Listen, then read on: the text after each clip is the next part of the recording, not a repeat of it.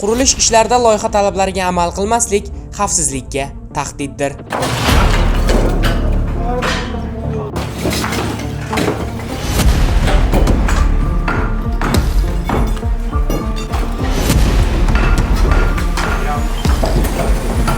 Qurilishda loyiha talablariga rioya qilish bu shart emas, balki majburiyatdir. Chunki har bir devor, har bir qavat, har bir plita inson hayoti uchun javobgarlik demakdir. Biroq Toshkent viloyati Nurafshon shahrining Qumariq mahallasida qurilayotgan ko'p qavatli turar joyda bu talablar e'tibordan chetda qolmoqda.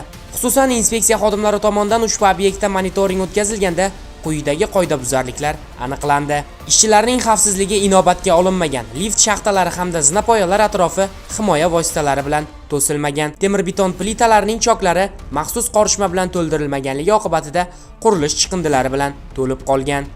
Binoning ayrim qavatlarida esa g'isht terish ishlarida loyiha talablari buzilgan.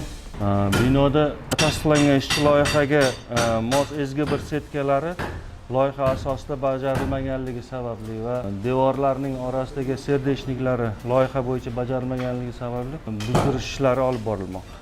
Inspeksiya xodimlari tomonidan mazkur holatlar yuzasidan qurilishning mas'ullariga yozma ko'rsatmalar berildi hamda loyiha talablari asosida bajarilmagan ishlar joyida buzdirilishi boshlandi.